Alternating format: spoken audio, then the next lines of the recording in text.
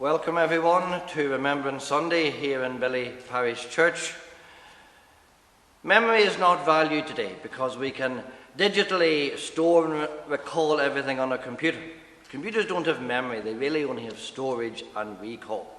And the American philosopher Santayana said, "Those who do not remember the past are condemned to repeat it." There's also a danger of wrapping up the past in bubble wrap to preserve it, turning it into a museum. And if we turn it into a museum, then thieves will only break through and steal. Some very famous museum thefts of recent years were £5 million worth of Swedish crown jewels stolen from Stockholm Cathedral, precious jewels from the Doge's Palace in Venice, and a 100-kilogram gold coin stolen from Berlin's Bode Museum.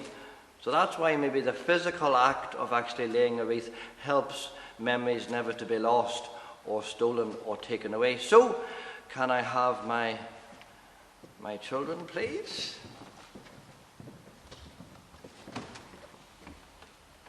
No, we just want to lay them down.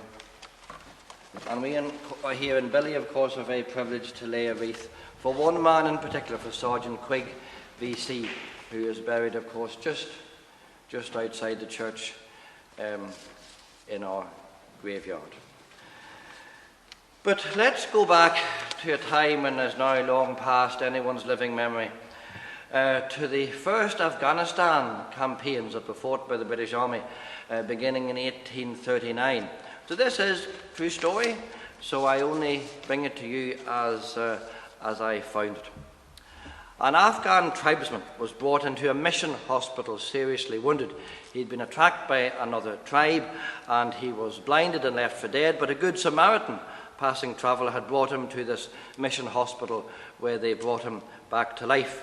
And when he was well enough almost to leave, his only concern was that the doctor make him well enough so he could go out and take revenge on the man who had blinded him. And the doctor had to say to him, "This is a Christian hospital. I don't want to make you well to go out to commit an act of revenge.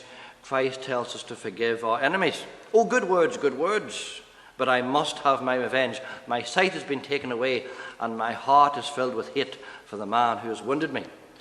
So the doctor said, "Listen to a story I want to tell you. Some years ago, the British government sent a white man over these mountains. His name was Connolly, Captain Connolly. He was accused of being a spy and thrown into prison. And there, along with another Englishman, they endured many hardships. But Captain Connolly managed to secrete one precious possession about him, a very small prayer book. The two men read it daily, and they were much comforted.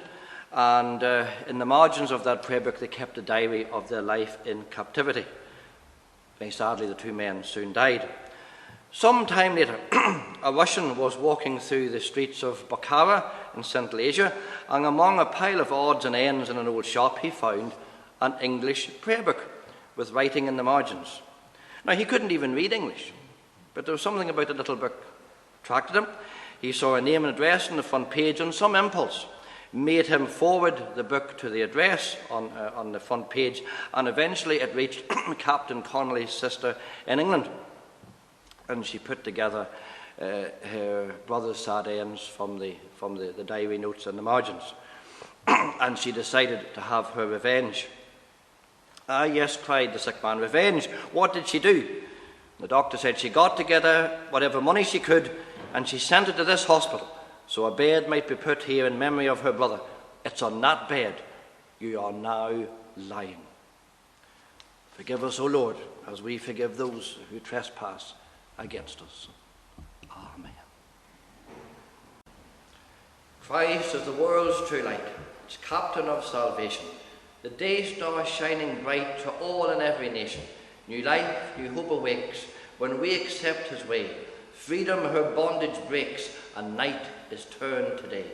In Christ all races meet, their ancient feuds forgetting, the whole round world complete, from sunrise to its setting.